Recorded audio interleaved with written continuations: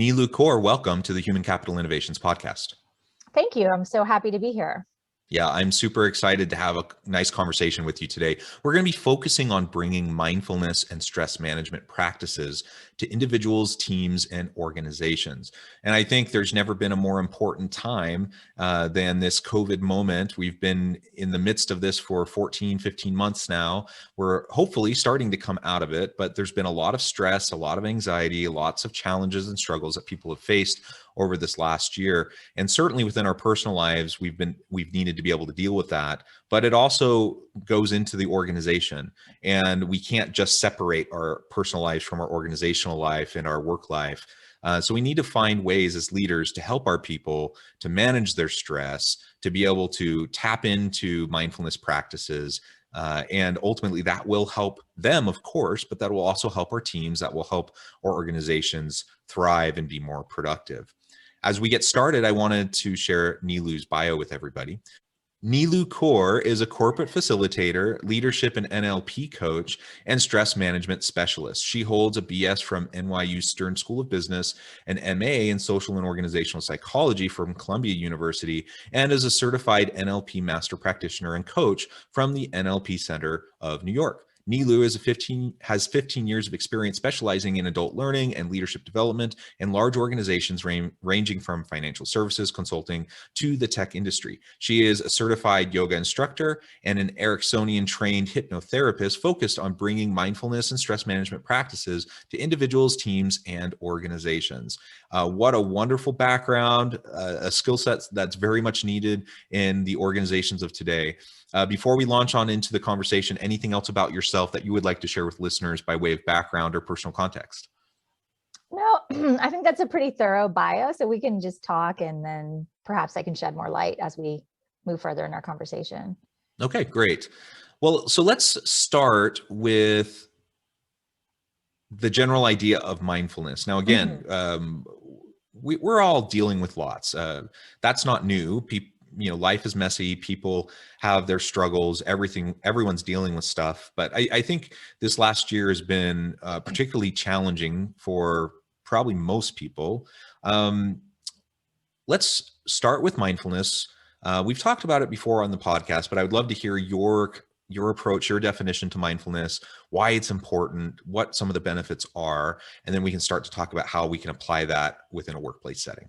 Perfect. Yeah. It's interesting. I think the word has been thrown around so much. It's like, oh, I know I need to be mindful about this. I need to be mindful about that. But I actually think it's so simple, and yet we don't know how to practice it. So I define it as a way to get back to the present moment, because what happens is we're typically catastrophizing about possible future events, or we are ruminating about things that have happened in the past. And so mindfulness practice, whether it's through your breath or whether it's through your senses, is literally just getting into the present moment. And I think the reason that's so important right now is because we've been virtual for well over a year.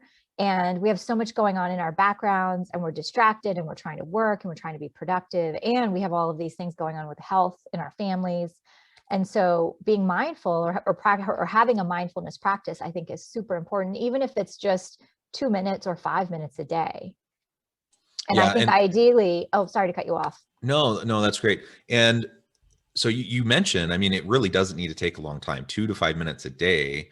It literally can be 30 seconds of breath work in between stressful meetings, right? You can take little bits of time, either, really scattered throughout the day, that can really help to recenter you and pull you back into the present moment, like you said. I think that's wonderful. What are some of those types of things that you do, or that you talk about with people you coach or do consulting with? Yeah, so I do a lot of group facilitation. So I have a series called Stretch Your Wellbeing, and each workshop is, all about managing your distractions, what to do in the evening, what you can do for your daily routines. And it comes from Ayurveda, which is a holistic healing system based in India. But these things that we can start to do daily that help us be more mindful.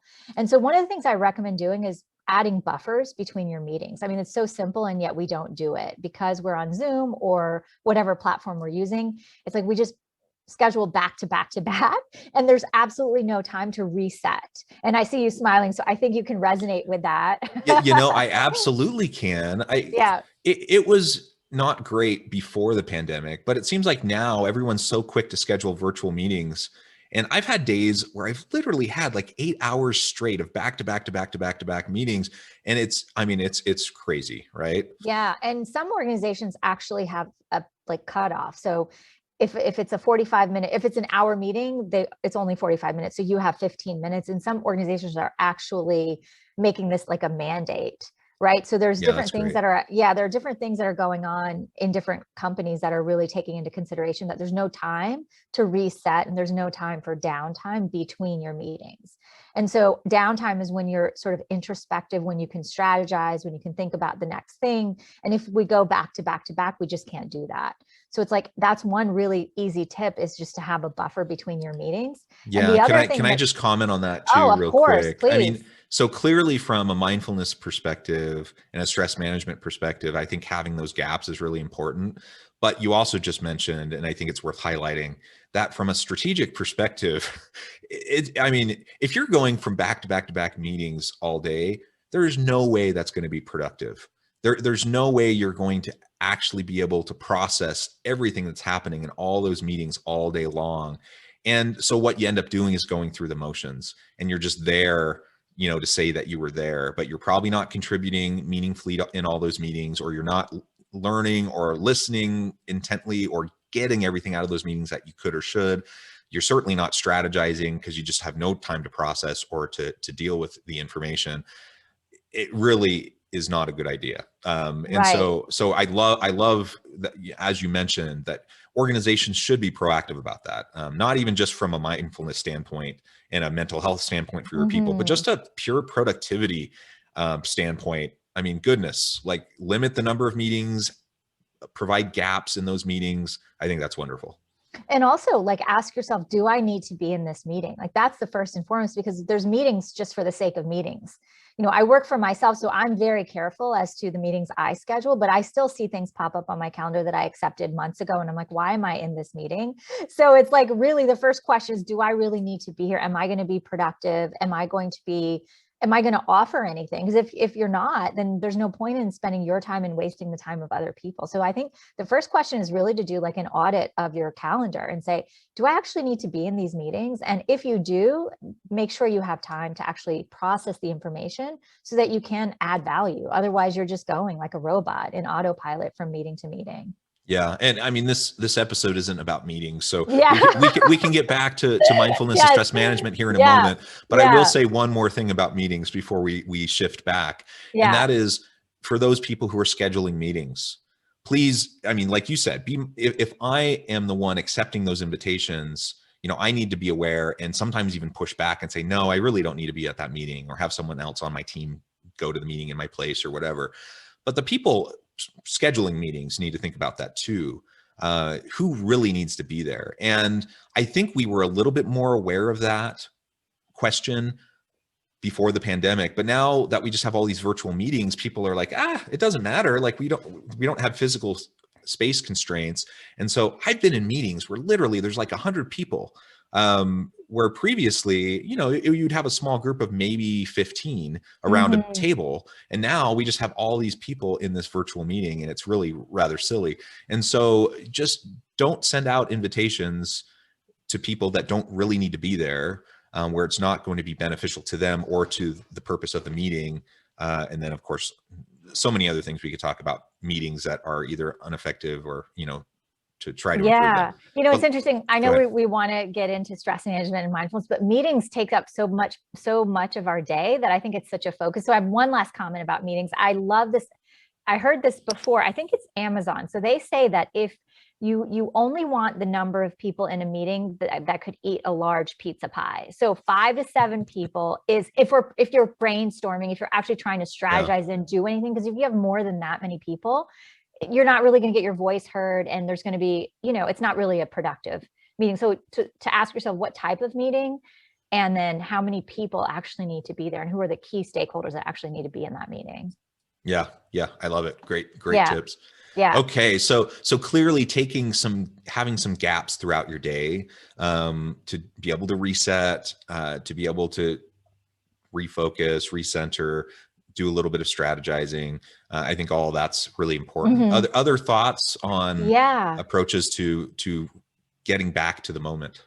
Yeah, I think one of the other pieces that's been really challenging for people is it's a concept, it's very well researched. It's called fit for purpose, and it's actually sounds more complicated than it is. But essentially, each space of your home is fit for a purpose. So what's happening is if you work in your office area and then you take your laptop over to your living room and then you take your laptop to your bedroom, like you're going to be working till 2 and 3 in the morning. And I think the beginning of the pandemic, no one knew what to do and how long it was going to last. But now we're seeing that like we're working longer than we ever worked. We're not commuting. So we're adding that time in front of the screen. So it's like fit for purpose is that each place in your home is fit for purpose. Like, so your living room is for relaxing, your workout areas for working out, eating. And also if your children are homeschooled, like making sure that there's boundaries, not just for yourself, but for your family as well. So that when you are spending time together, you have a space in your home that's designated for that. Yeah. I love that. I think that's fantastic. So as we're going about trying to reconnect to the moment and recentering ourselves and practicing, deep breathing and self-reflection and other sorts of mindfulness practices, you were joking before we started recording. For anyone watching the video, you can see my t-shirt. For those of you just listening, you can't, but it says, "I'm just here to pet my dogs." To pet the dogs. So everyone who listens to this podcast consistently, I have dogs. I have 2 beautiful dogs. I take them on multiple walks a day. It's as much for them as it is for me, right? Because that's my opportunity in a short period of time, get outside, enjoy the fresh air, enjoy the time with my pets, and just clear my mind and get back into the moment. Regardless of whatever frustrations or challenges I've been facing that day. That's wonderful. And it makes me a better dad. It makes me a better husband. It makes me a better boss. And ultimately, I'm more emotionally centered when I do simple things like that. It doesn't take tons of time, but it makes a big, big difference. And I'm more productive because of it. Yeah, I love that. And I love dogs. I don't have a dog. I wish I did. But I think even if you don't have pets and you don't have to take a walk every day, it's really important to break the routine of what you're doing and actually take a walk outside, get some fresh air. Since we're not, before I think people would maybe walk from building to building when they're having different meetings or they're meeting different, they're meeting different colleagues or different clients, and so you're out and about, but we really haven't been able to do that. And so it's like adding that component of mobility and movement in your day is super important as well for managing stress. Excellent. So let's shift a little bit now and talk a little bit more explicitly about stress management within the workplace. So as leaders, there's many things I need to be worried about and I need to pay attention to. But I hope all leaders are paying attention to the mental and emotional health of their people. If for no other reason, even if you're just a cold-hearted boss and you don't really care about individuals on your teams, I'm sure that doesn't apply to anyone listening. But even if that were the case, there's still a clear business case for stress management and making sure that people can deal with those things effectively. It reduces absenteeism and turnover and all those related costs. It gets people are more creative and innovative. They are more collaborative. Performance, all sorts of performance metrics go up when we deal with those types of things in the workplace. And then, of course, there is the human case as well as the business case. The human case, of course, is we need to treat our people with dignity and respect, and we need to treat them as a whole person. And if they're hurting or they're struggling, one of the roles as a boss, as a leader, is I need to help support them to be their whole authentic self in the workplace. So hopefully anyone listening, you'll be thinking about what you currently do, what you could be doing to help support your people. Neelu, any specific tips that you have for listeners about how they can go about helping their people to deal with the stresses, the anxieties, the challenges and struggles that we all face in the workplace? Yeah, I mean, I have so many thoughts about this, but the first is like, if you are not doing this for yourself, if you're not mentally well and you're not bringing your full self to work, then you're not going to be a good role model. And we model the behavior that we see at the tone at the top. I mean, it just kind of is part of the culture of an organization. So, eating well, sleeping well, movement, like all of that. If you're not doing that as a leader for yourself, and then you're trying to open up a space for your employees to do that, it's not going to happen. There's an incongruency or a disconnect if you're not practicing what you want your people to do. So that's first and foremost is like taking care of yourself. Can I add to that? Yeah, please. It doesn't really matter what you say. If you're doing something different, that behavior and what you're modeling is what your people are predominantly going to do, right? So you can say all the right things, but you better do it also, or it's still going to lead to burnout. It's still going to lead to all the different strains that people face. Right. And even if you're saying something different, so people might be leading a healthy lifestyle, but they're losing trust in you as a leader because you're not practicing what you're preaching, right? So there's this inauthentic piece if there's incongruency about what you're saying and what you're actually doing. So really important to manage your own sleep, manage your own stress as best as you can, and then that sort of sets the stage for success for your people. Yes, absolutely. And I'm sorry, I was cutting you off. You're about to go on to another idea on how to help your people manage stress.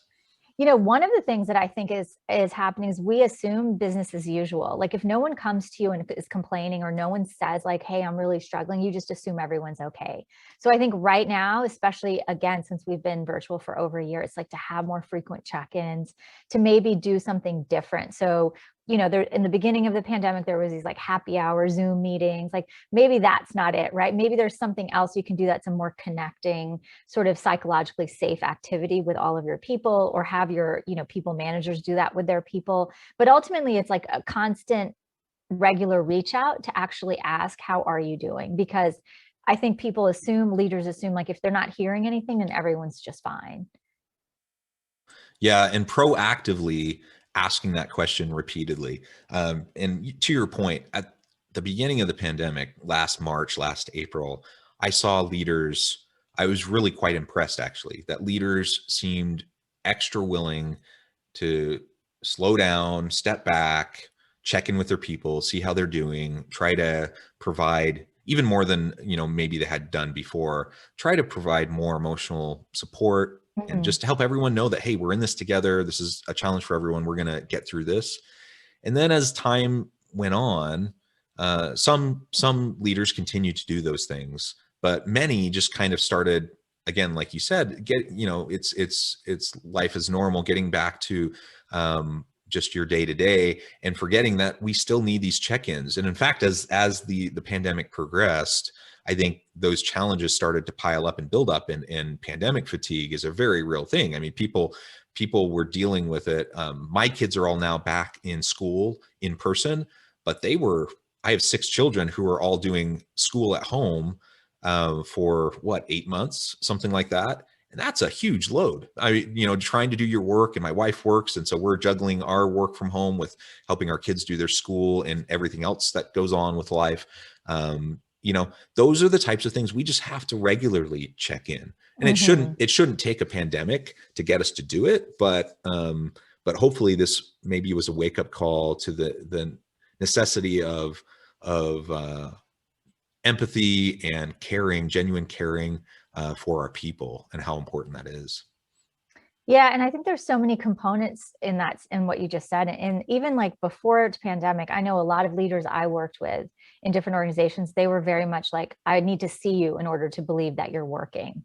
Right. And so that model has long gone. Right. So it's like, if you come from the mentality of, I need to see you in order to believe you, then that's what you're emanating in your organization. So it's like, how do you then now trust your people when they are virtual? Like there's so many more components to what you said. And it just jogged my memory of like this aspect of, we have to reestablish trust because we can't see each other.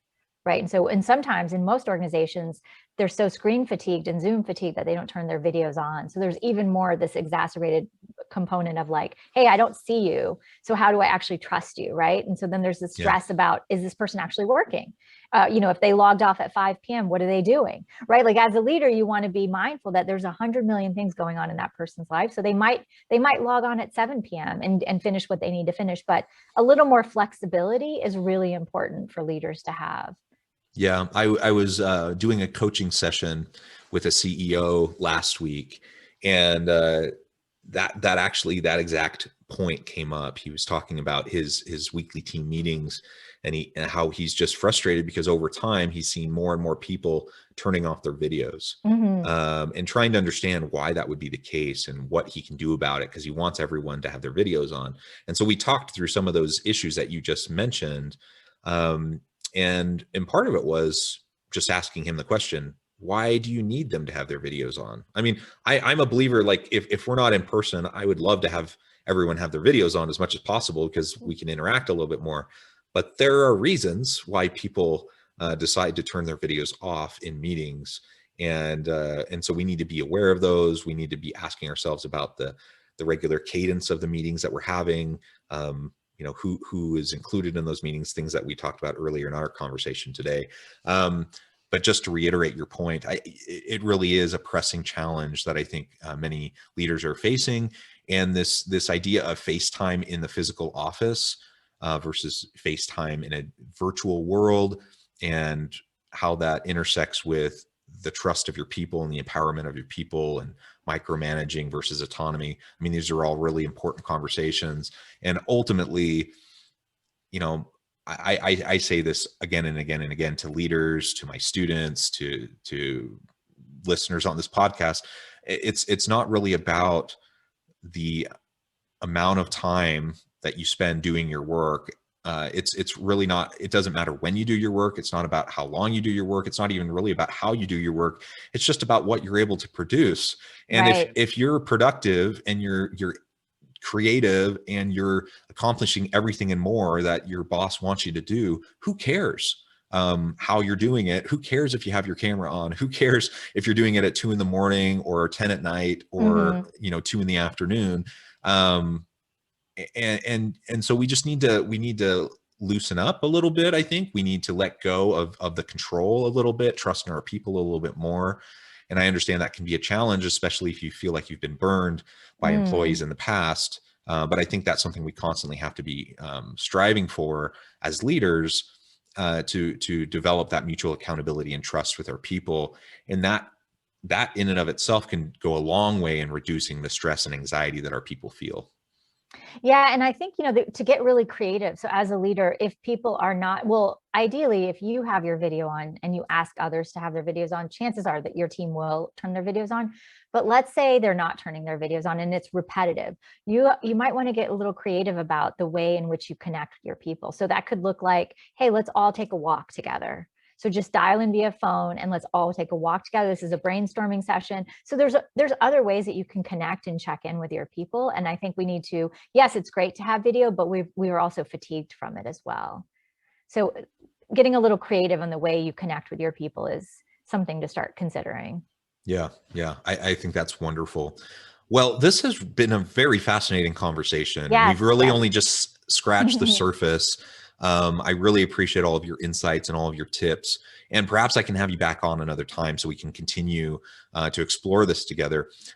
Before we close today, I wanted to give you a chance to share with listeners how they can get connected with you, find out more about your work, in the work that you do with organizations, and then give us the final word on the topic for today.